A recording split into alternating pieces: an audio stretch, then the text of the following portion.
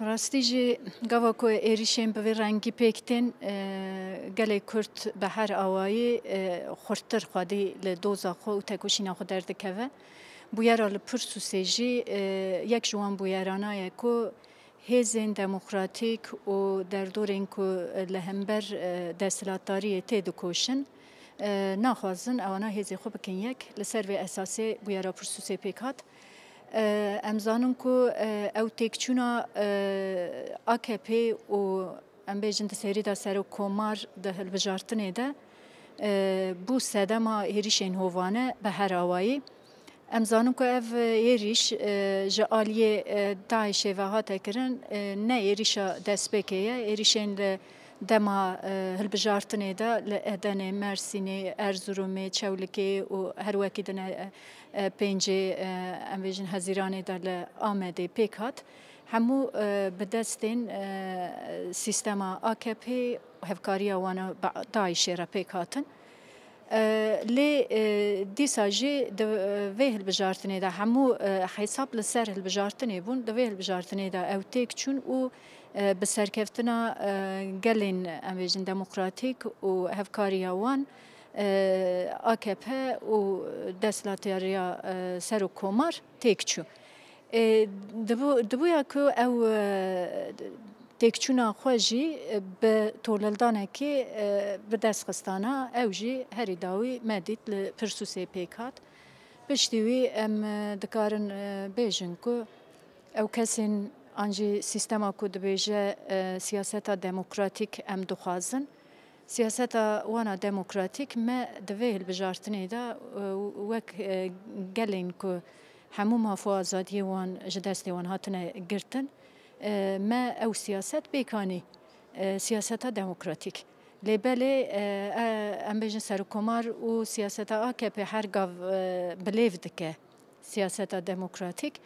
سیاست دموکراتیک شی برسواوی به هر آوایی ایریشگرنا لسر گلی کرد دسری ده و گلین دن اینکو لهمبر و پرگاله تید کوشن خستن مریته tabii ki em dizanın herî dawî operasyonên qirkirina siyasî cardin ketin rojevê ne tenê ku em bêjin va yek du rojên dawî berê wî jî çend kes bi hev re binçav dikirin digirtin ewana ji xwe nîşaneyên operasyonên dawî bûn. Ji ber vê yekê jî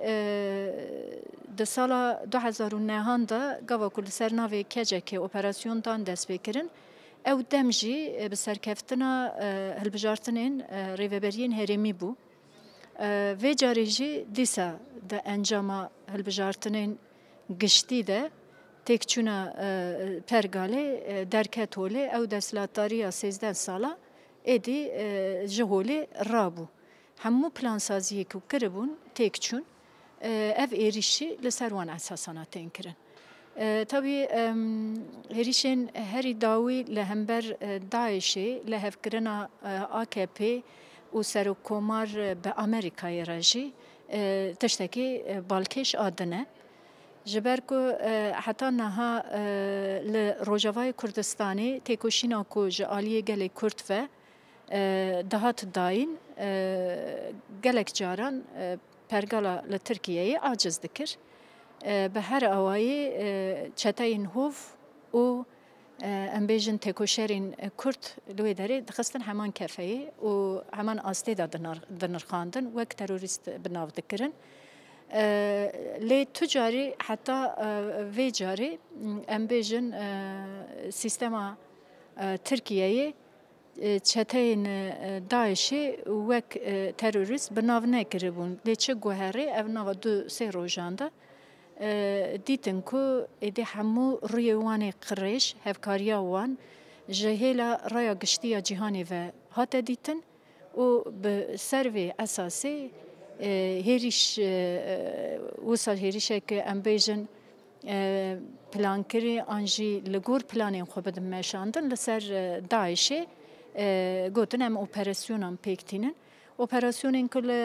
em bêjin ser qada sivîl pêktin براستی جی وکو کو هدف بگرن آلیه کدن هدف داعش نشاندن لبله هدف اساسی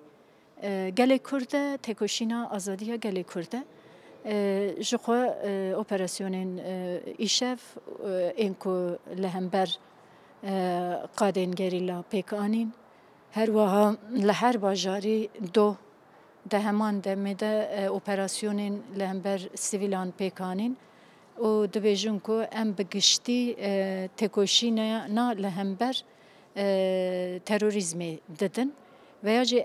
ve şekli bir navkirin lebele geçti liser embejin xabatkar o sazi u dezgehin Kurdan anji demokratik ev heriş pekatına. Almanca eviyat şey mesela operasyon ser işit PKK و دهاش قافجه و paralel yapı yani ser cemaat evan çar evan giriniyek Almanca ve çi dibêjin ya em li hember terörizmê giştî tê dikoşin Armanca sereke li hember têkoşîna azadiya gelê Kurd û destkeftiyên Kurdan e her wekî din siyaseta legal an jembên siyaseta demokratik a ku gelê Kurd û biriya HDP xistin meriyetê li Tirkiyeyê êdî ji aliyê hemû cîhanê ve hate dîtin AKP û sistema AKP têkçû dixwazin tola xwe hildin yani vê çerçeveyê de me dikare binirxîne ji ber ku ew destkeftin êdî tekparêziya wan ji holê rakiriye. Ji ber vê yekê jî rast HDP û siyaseta Kurd terorîze bikin işte daxuyaniyê Bülent Arınç hene serok komar hene serok vezîr hene em bêjin berdevkê partiya siyasî AKP hene hemû li ser esasê ku